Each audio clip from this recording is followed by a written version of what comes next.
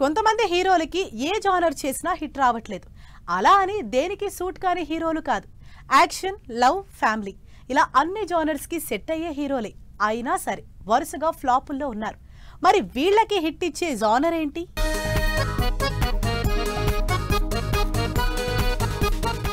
వరుస పెట్టి డిజాస్టర్లు ఫేస్ చేస్తున్న నితిన్ అయితే ఈ ఫ్లాపుల నుంచి బయటపడేదెలా అని తెగ ఆలోచిస్తున్నారు. 2020లో వచ్చిన భీష్మ తర్వాత మాస్ట్రో, రంగ్ దే, చెక్, మాచర్ల నియోజకవర్గంతో పాటు ఎన్నో ఆశలతో రిలీజ్ అయిన రాబిన్ హుడ్, వేణు శ్రీరామ్తో భారీ బడ్జెట్ సినిమా తమ్ముడు కూడా డిజాస్టర్ లిస్టులో జాయిన్ అయింది. దీంతో నితిన్తో సినిమా చేద్దామని ప్లాన్ చేసుకున్న వాళ్ళు కూడా ఎందుకులే రిస్క్ అనుకుంటున్నారు. నిజానికి నితిన్, వేణు కాంబినేషన్ లో దిల్ రాజు ఎల్లమ్మ సినిమా స్టార్ట్ చేయాల్సి ఉంది. అయితే ఇప్పుడున్న పరిస్థితుల్లో నితిన్ తో రిస్క్ అనుకుని డ్రాప్ అయినట్టు తెలుస్తోంది.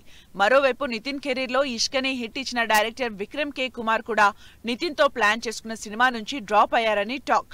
2019లో వచ్చిన గద్దలకొండ గణేష్ తర్వాత గని, గాంధీవధారి, అర్జున సినిమాలు అట్టర్ ఫ్లాప్ రిజల్ట్స్ ఇచ్చాయి వరుణ్ తేజ్ కి. అయితే ఈ గ్యాప్ లో వచ్చిన F3 పర్వాలేదనిపించినా వరుణ్ కి పెద్ద క్రెడిట్ తెచ్చిపెట్టలేదు. ఈ మధ్య కామెడీని పక్కన పెట్టి సీరియస్ సబ్జెక్ట్స్ చేస్తున్న వరుణ్ తేజ్ ఆపరేషన్ వ్యాలంటైన్, గని చేశారు.